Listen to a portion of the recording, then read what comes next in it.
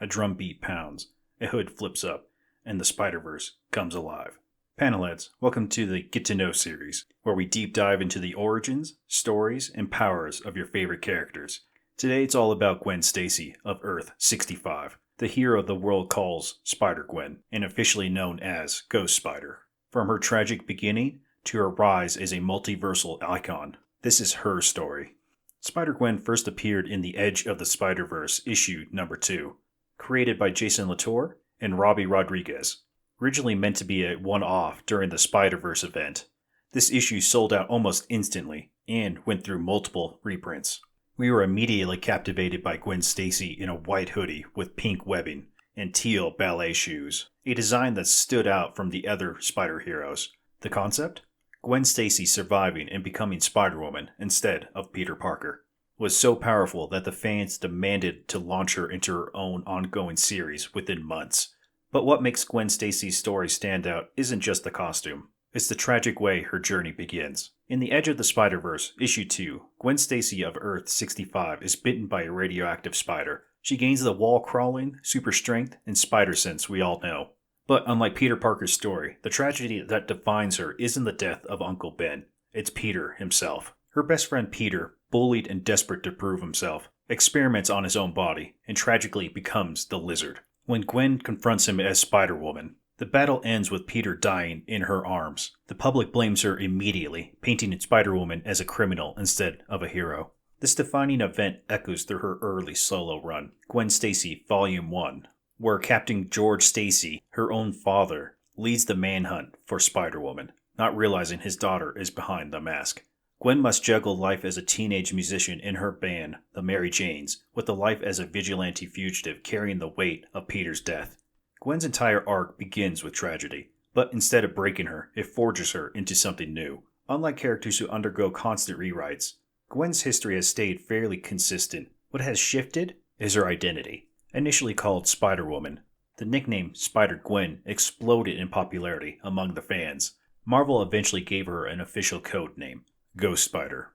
Beginning with Spider-Gwen, Ghost Spider, Issue 1. This not only distinguished her from the other Spider-Women in the multiverse, but also gave her a lasting brand. Her place in the larger Marvel multiverse was cemented in Spider-Verse and Spider-Geddon. In these events, Gwen joined forces with dozens of spider heroes across multiple realities, proving she isn't just a gimmick. She was a vital part of the Spider legacy. But Gwen Stacy's story doesn't stop with her name. Her comics show a hero constantly evolving. After her initial breakout success, Spider-Gwen's solo runs expanded her world and challenges. Spider-Gwen Volume 1 through 2 fleshed out Earth 65, introducing new takes on classic characters.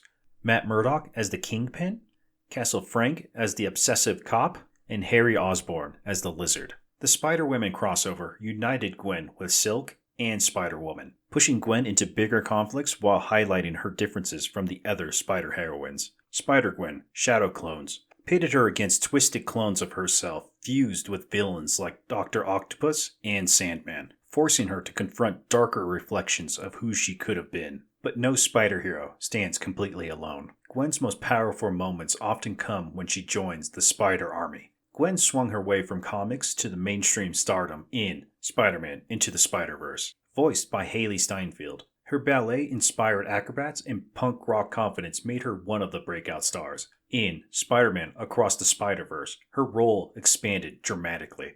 The film explores her fractured bond with her father, her guilt over past choices, and her struggle to balance friendship and responsibility. Many fans consider Gwen the emotional anchor of the sequel. But Spider-Gwen's impact doesn't stop at comics or films. She's become a favorite in animation and video games too.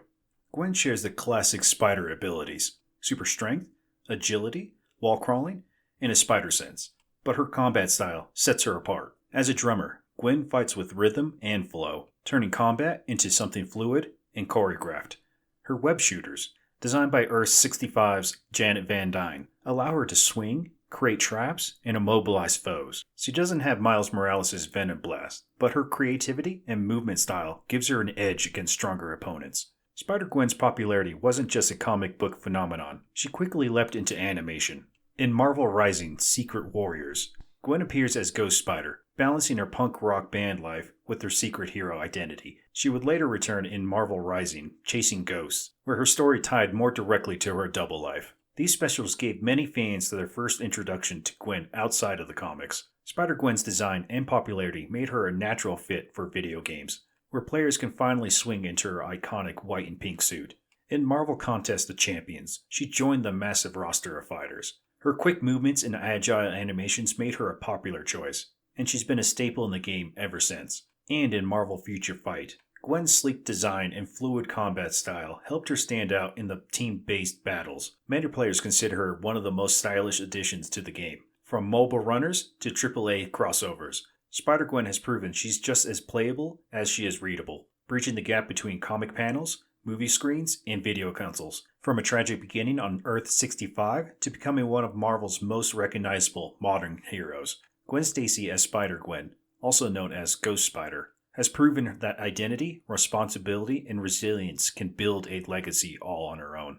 With so many iconic moments, from the edge of the Spider-Verse to Spider-Geddon to across the Spider-Verse, what's your favorite Spider-Gwen story? Drop your thoughts in the comments down below and tell us how this web-swinging heroine captured your heart. Other than that, Panelheads, we will see you again when we cover another one of our favorite comic book characters from over the years.